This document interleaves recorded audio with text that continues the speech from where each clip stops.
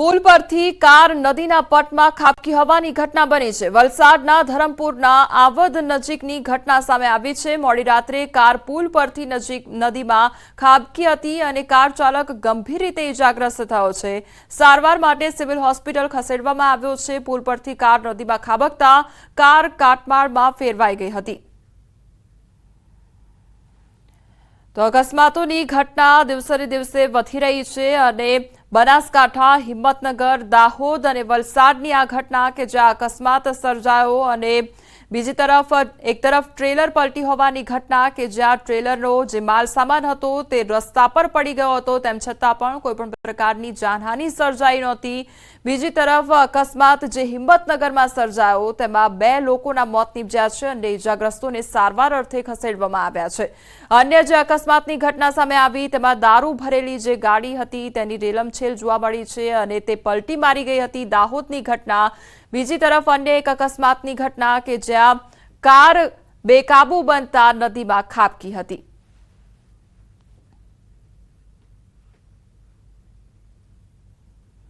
સમાચારમાં આગળ વધીએ તો સુરતમાં બૂટ ચપ્પલ ચોરી કરતા તસ્કરોનો આતંક જોવા મળ્યો છે। મોંઘા અને બ્રાન્ડેડ બૂટ ચપ્પલ પર તરાપ મારે છે આ વ્યક્તિ અને સુરતના બેગમપુરામાં બ્રાન્ડેડ બૂટ ચોરીની ઘટના સામે આવી છે। બૂટ ચોરી કરતા ચોર સીસીટીવી કેમેરામાં કેદ થયો છે। તો ખૂબ જ સિફતપૂર્વક બ્રાન્ડેડ બૂટની ચોરી કરી ચોર પલાયન થઈ જાય છે। મહત્વનું છે કે ચોરેલા બૂટ મહિધરપુરા પોલીસ મથકની સામે વેચવામાં આવે છે। મહિધરપુરા પોલીસની રહેમ નજર હેઠળ ચોરેલા બૂટોનું બજાર ચાલી રહ્યું હોવાનો પણ આક્ષેપ છે। તો સલાબતપુરા પોલીસે સીસીટીવીના આધારે તપાસ આરંભી છે। આ વિડીયોમાં સ્પષ્ટ જોઈ શકાય છે કે જે પણ બ્રાન્ડેડ જૂતા છે તે બ્રાન્ડેડ જૂતાની ચોરી કરવામાં આવી રહી છે અને ત્યારબાદ તેનું વેચાણ પણ કરવામાં આવે છે। વડોદરામાં 2 બુટલેગરો વચ્ચે ખેલાયો છે ખૂની ખેલ અને જૂની અદાવતમાં 2 બુટલેગરો વચ્ચે બબાલ થઈ। તો વડોદરાના મકરપુરામાં બુટલેગરોએ જીવલેણ હુમલો કર્યો। નારાયણનગરમાં 2 બુટલેગરો વચ્ચે માથાકૂટ સર્જાઈ હતી। છરીના ઘા મારતા એકની હાલત નાજુક, જ્યારે મકરપુરા પોલીસ સ્ટેશનમાં બુટલેગર હરિઓમ રાજપૂત વિરુદ્ધ પ્રોહિબિશનનો ગુનો દાખલ થયો હતો। ગુનાની અદાવત રાખી ગઈકાલે રાત્રે બુટલેગર જતીન રાઠવા અને હરિઓમ રાજપૂત વચ્ચે મારામારી થઈ હતી। મારામારીમાં જતીન રાઠવાએ હરિઓમ રાજપૂતને ઉપરા છાપરી ચાકુના ઘા માર્યા। પેટ અને ગળાના ભાગે ચાકુના ઘા વાગતા હરિઓમ રાજપૂત ઢળી પડ્યો હતો। જતીન રાજપૂતને પણ મારવામાં આવ્યો। તો ઘટનાના પગલે પોલીસના ઉચ્ચ અધિકારીઓ ઘટનાસ્થળ પર દોડી આવ્યા હતા।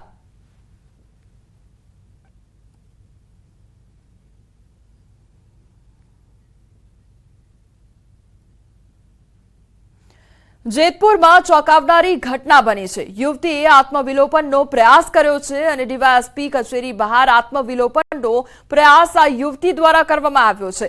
ઝેરી પીણું પીને આત્મવિલોપનનો પ્રયાસ કરવામાં આવ્યો હતો। યુવતીની દુષ્કર્મની ફરિયાદ ન નોંધતા હોવાનો આક્ષેપ કરવામાં આવ્યો છે।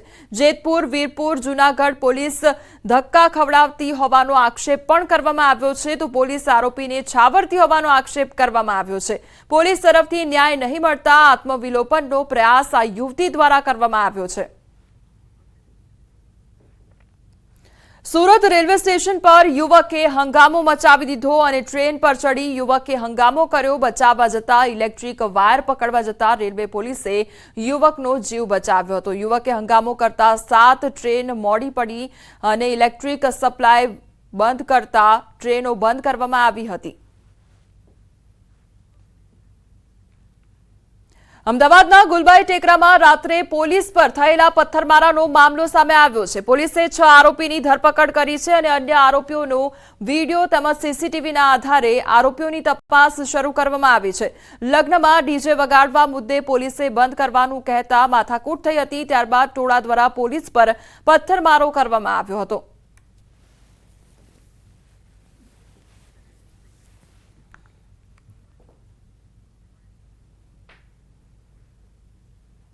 તાત્કાલિક આજુબાજુની મોબાઈલો અને પોલીસની કાર્યવાહી 5 મિનિટમાં બધા સર્વે જગ્યાએ પહોંચી ગયેલા અને એ જે ડીજેનો સાઉન્ડવાળો જે રાઇસર ટેમ્પો હતો એની સાથે પોલીસ કોન્સ્ટેબલને બેસાડી અને પોલીસ સ્ટેશન લઈ જઈ અને કાર્યવાહી કરવા માટેની તજવીજ કરતા હતા। એ દરમિયાનમાં અંધારામાંથી દૂરમાંથી આસપાસના લોકો એકઠા થયેલા હતા, 25 થી 30 જેટલા. એમને પોલીસ ઉપર જે ઈંટો અને પથ્થરોના ઘા કરેલ હતા, જેના ભાગરૂપે આ નરવતસિંહને ગાલના ડાબી બાજુના ભાગે તેમજ કપાળમાં ભાગે પથ્થરો વાગતા સાદી ઈજા થયેલી છે. આગળ વાત કરશન કાકાના નિધન વિશે.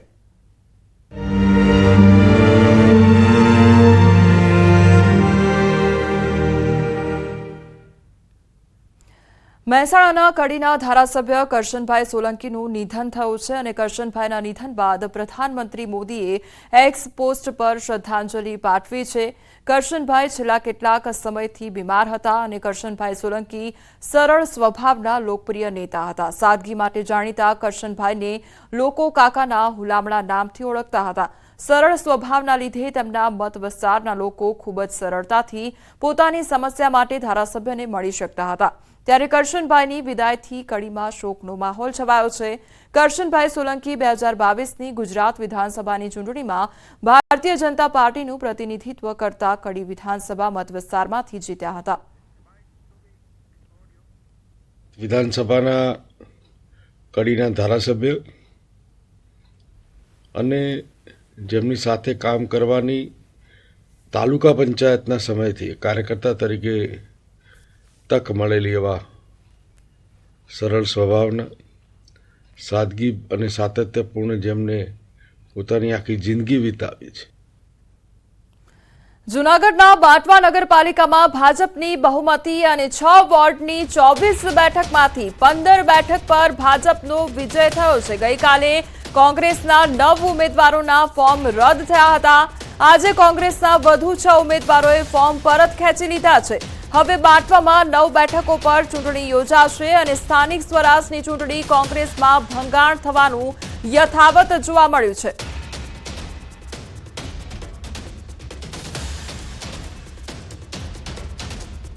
આ તરફ પંચમહાલ હાલોલની શિવરાજપુર જિલ્લા પંચાયત બેઠક બિનહરીફ થઈ છે. શિવરાજપુર જિલ્લા પંચાયત બેઠકની પેટા ચૂંટણી માટે કોંગ્રેસ અને ભાજપના ઉમેદવારોએ નોંધાવી હતી ઉમેદવારી પત્ર પરત ખેંચવાના અંતિમ દિવસે કોંગ્રેસના ઉમેદવાર પરત ખેંચતા ભાજપના મીનાબેન પરમાર થયા બિનહરીફ.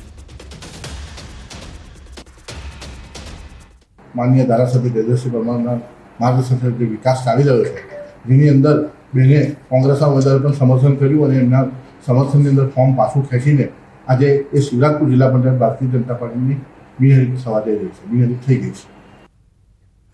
ચૂંટણીના ફોર્મ ચકાસણીના અંતિમ દિવસે ઉમેદવારોનું ચિત્ર સ્પષ્ટ થયું છે અને ઝાલોદ નગરપાલિકા ચૂંટણી માટે 28 બેઠકો માટે 162 ફોર્મમાંથી 129 ફોર્મ માન્ય, જ્યારે 33 ફોર્મ રદ થયા છે.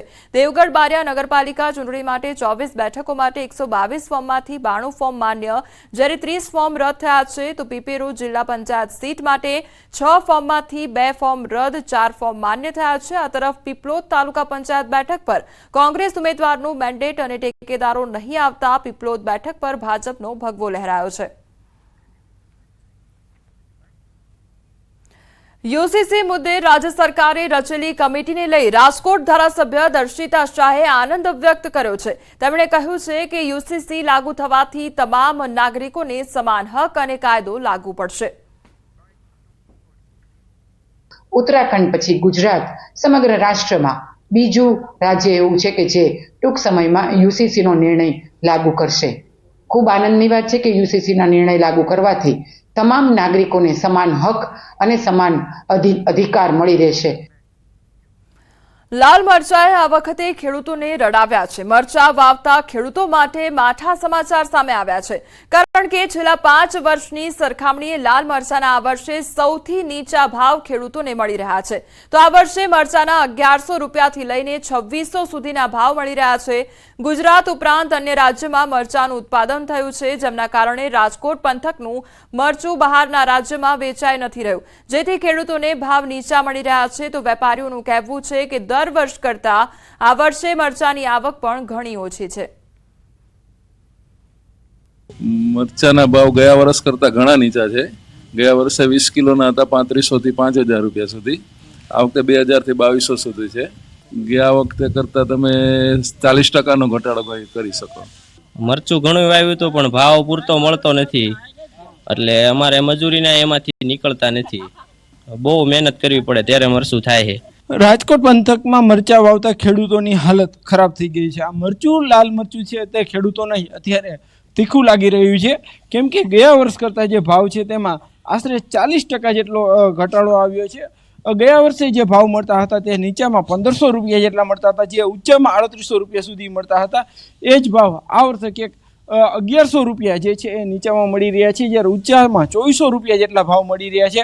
એટલે કે કહી શકાય કે જે તનતોડ મહેનત કરીને વાવેલું આ મરચું છે તે ક્યાંક ને ક્યાંક ખેડૂતોને તીખું લાગી રહ્યું છે. તેમના 40% જેટલા ભાવ નીચે આવી રહ્યા છે. ગયા વર્ષે આ જ મરચાનો પટ છે તે આખો ભરાયેલો જોવા મળતો હતો, પરંતુ અત્યારે જે છે આ મરચાનો પટ ખાલી જોવા મળી રહ્યો છે. આવક પણ ઘટી છે. બીજી તરફ ખેડૂતોની જે છે એ ખેડૂતોની આર્થિક આવક ઘટી છે, બીજી તરફ મરચાની પણ આવક ઘટી છે. એટલે ક્યાંક ને ક્યાંક ખેડૂતોમાં પણ નિરાશા જોવા મળી રહી છે. જોકે આજે આગામી સમયમાં આ ભાવની સ્થિતિ કેવી છે તે પણ જોવાનું રહ્યું. હાર્દિક જોશી, ન્યૂઝ 18 ગુજરાતી, રાજકોટ. ઉપલેટાના પાટણ વાવ રોડ પર ભાદર નદીના કાંઠે આવેલ નગરપાલિકા સંચાલિત એનિમલ હોસ્ટેલ પાસેના કેરીના બાગમાંથી દીપડો પાંજરે પુરાયો અને કમલભાઈ મનસુખભાઈ દોશીના કેરીના બાગમાં રહેતા ધવલ મોરી નામના માલધારીએ ગતરોજ દીપડાને જોતા ફોરેસ્ટ વિભાગને જાણ કરી હતી. ફોરેસ્ટ વિભાગની ટીમ ઘટનાસ્થળે પહોંચી તપાસ હાથ ધરી હતી, જેમાં ગત મોડી રાત્રે મારણ કરવા આવનાર દીપડો આખરે પાંજરે પુરાતા આસપાસના વિસ્તારના ખેડૂતો અને માલધારીઓએ રાહતનો શ્વાસ લીધો હતો. ઉલ્લેખનીય છે કે માત્ર 5 દિવસ પહેલા પણ એનિમલ હોસ્ટેલ પાસેથી એક દીપડો પાંજરે પુરાયો હતો, જેમાં ફોરેસ્ટ વિભાગની ત્વરિત કામગીરીને લઈને ખેડૂતો અને માલધારીઓએ ફોરેસ્ટ તંત્રનો આભાર માન્યો છે. દીપડો પરમ દિવસે કાલે અમે જોયો હતો રાતે, ને આજે કાલે અમે જાણ કરતા વન વિભાગ વાળાઓને, આજે સવારે એને પિંજરુની સગવડ કરી આપી છે અમને, અને અત્યારે સાંજે 9 કલાકે દીપડો પાંજરે પુરાઈ ગયો છે ને અમે બધાએ રાહતનો શ્વાસ મેળવ્યો છે. ઉપલેટા પાટણવાવ રોડ ઉપર એનિમલ હોસ્ટેલ ગૌશાળા પાસે કમલભાઈ મનસુખભાઈ દોશીની વાડીએ પિંજરું ગોઠવેલું હતું. દીપડાના સગડ અને મેસેજ મળતા આજે અમે પિંજરું ગોઠવેલું, તો તેમાં રાત્રે 9 કલાકે દીપડો પાંજરે પુરાયેલ છે. અને આની પહેલાં પણ 29/1ના રોજ ભીમભાઈ લાખાભાઈ ભારાઈની નેસના વિસ્તારમાં પણ દીપડો પાંજરે પુરાયેલ છે.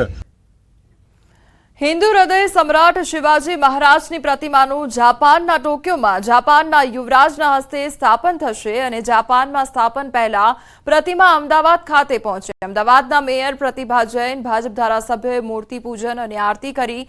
આગામી દિવસોમાં રાજ્યભરમાં રથયાત્રા જશે. મહત્વનું છે કે મહારાષ્ટ્રના અલગ અલગ 11 કિલ્લામાંથી માટી લઈ જઈ જાપાનમાં સ્ટ્રક્ચર તૈયાર કરવામાં આવ્યું છે. हमारी संस्था एक सामाजिक संस्था है, पुणे महाराष्ट्र से हम लोग हैं. अभी इसका जो इंडो जापान जो शिव स्वराज रथ यात्रा जो चल रही है, इसकी जो शुरुआत है पूना से हुई थी. सातारा में छत्रपति शिवाजी महाराज जी के वंशज है उदयन राजे जी भोसले, इन्होंने इसको हरी झंडी देख के इसको प्रस्थान किया था. हिंदू साम्राज्यना स्थापना करनार आदरणीय छत्रपति शिवाजी महाराजनी प्रतिमा जापाનમાં પ્રસ્થાપિત થવાની છે. આ સ્ટીલની પ્રતિમા છે અને જાપાનના ધરતીકંપવાળા વાતાવરણને અનુરૂપ સ્ટીલની પ્રતિમાઓ પર ફાઇબર ચડાવી અને આખા દેશમાં પરિભ્રમણ કરીને દેશના બધા જ મોટા રાજ્યોમાં શહેરોમાં ફરીને આજે અમદાવાદ આવી રહી છે. આપણા માટે ગૌરવની વાત છે. સમાચારોમાં આગળ વધીએ તે પહેલા રોકાઈશું એક બ્રેક માટે.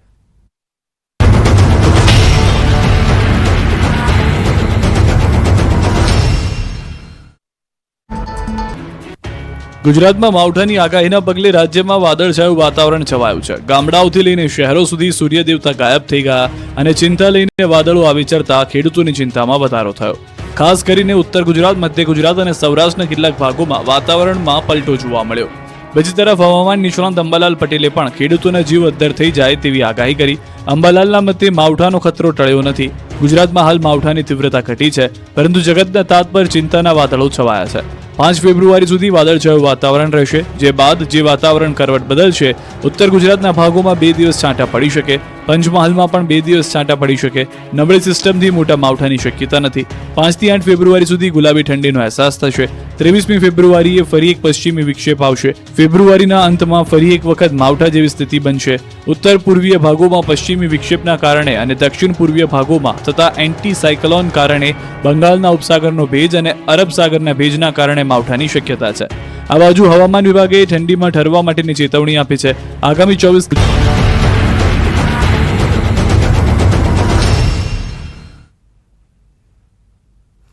બ્રેક બાદ આપનું સ્વાગત છે. સમાચારમાં આગળ વધીએ તો કામરેજ ગામે વગર વરસાદે રસ્તા પર પાણી ભરાઈ ગયું છે. કામરેજના વોર્ડ નંબર 17ના રસ્તા ઉપર ગટરિયા પાણી ભરાયા છે. ગટર લાઇન બ્લોક થઈ જતા આ સમસ્યા સર્જાઈ છે. વિદ્યાર્થીઓ, રાહદારીઓ અને વાહન ચાલકો ગટરના પાણીમાં ચાલવા માટે મજબૂર બન્યા છે. બીજી તરફ સ્થાનિકોને રોગચાળો ફાટી નીકળવાનો ભય સતાવી રહ્યો છે. રજૂઆત કરવા છતાં કામરેજ ગ્રામ પંચાયત દ્વારા કામગીરી કરવામાં આવી નથી. ટૂંક સમયમાં કામગીરી નહીં થાય તો સ્થાનિકો ગ્રામ પંચાયત પર જઈને હલ્લાબોલ પણ કરશે. પરંતુ આ પંચાયત 40 થી 50 હજાર થી વધારે વોટરો છે અને 2.5 લાખથી વધારે વસ્તી અહીં ધરાવે છે.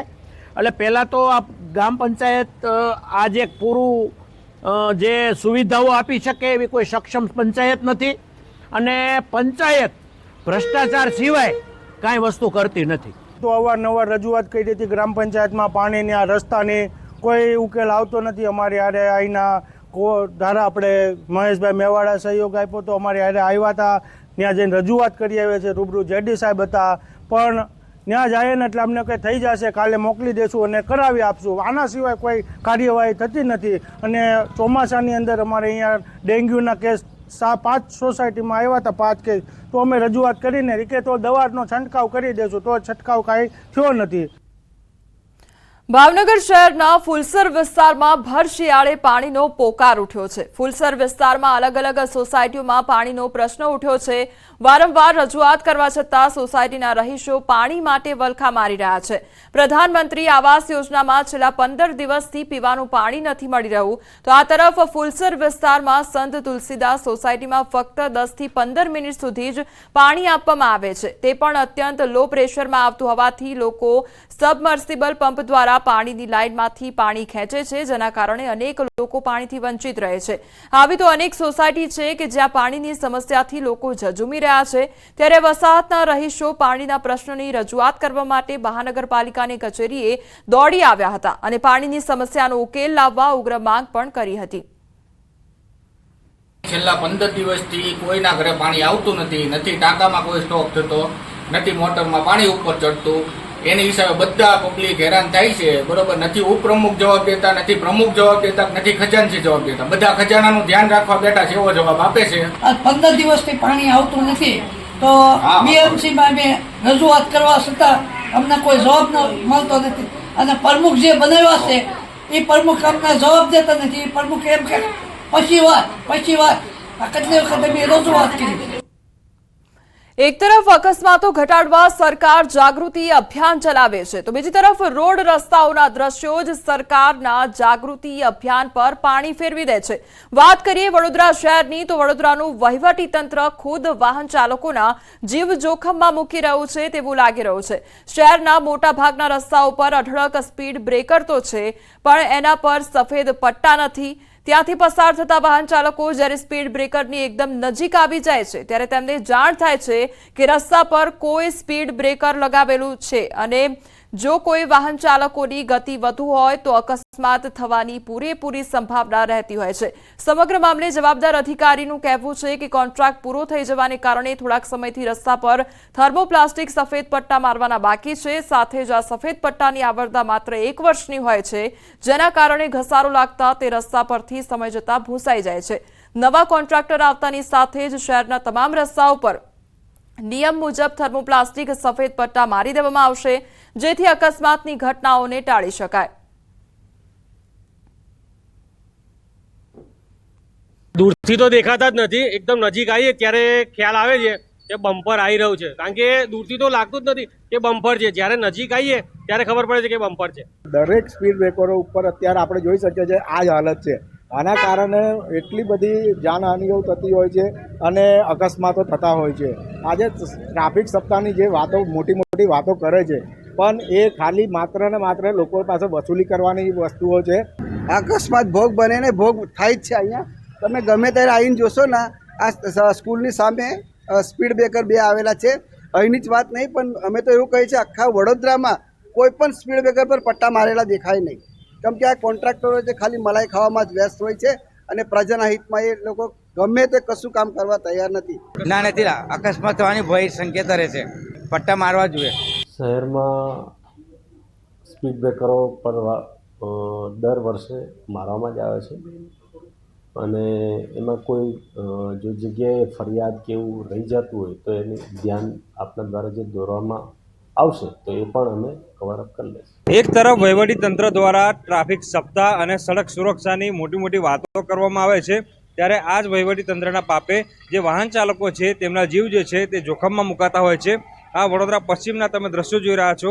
જોઈ શકાય છે કે અહીંયા શાળા આવેલી છે, પોલીસ લાઇન આવેલી છે, પરંતુ તમારી ટીવી સ્ક્રીન પર તમને આ જે બમ્પર છે તે સ્પષ્ટ નહીં દેખાય. તો જો ટીવી સ્ક્રીન પર આ બમ્પર સ્પષ્ટ ના દેખાતો હોય તો દૂરથી પૂરપાટ ઝડપે આવતો જે વાહન ચાલક છે તેના સ્પીડ બ્રેકર કેવી રીતે દેખાશે? આ જે કોન્ટ્રાક્ટર જે છે તેના દ્વારા જે એની કામગીરી છે તે પૂર્ણ કરવામાં નથી આવતી.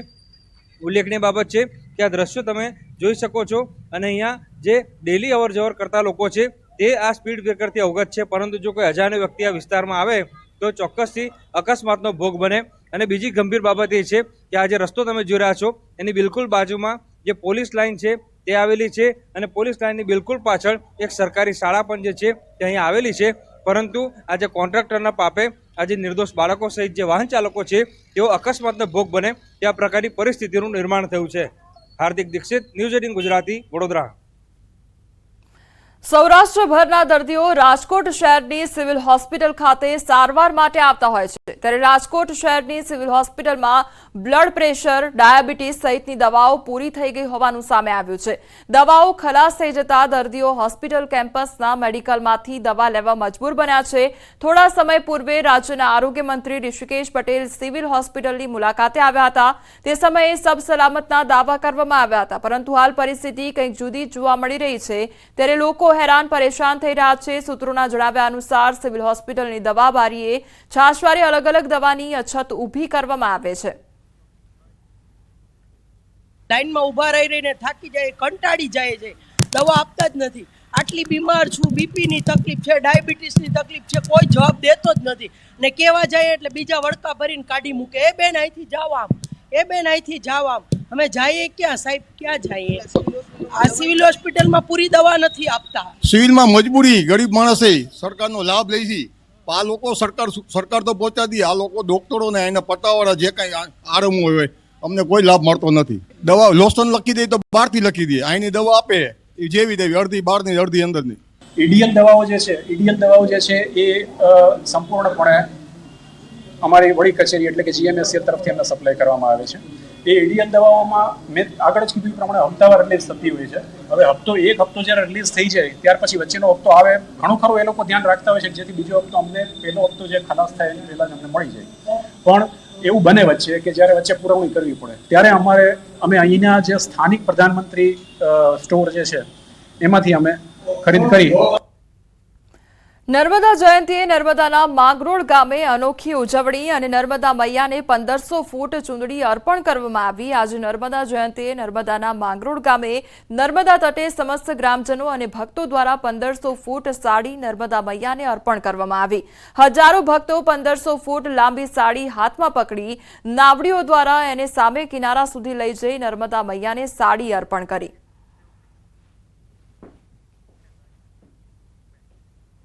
હાલ સમાચારોમાં બસ આટલું જ. વધુ સમાચાર માટે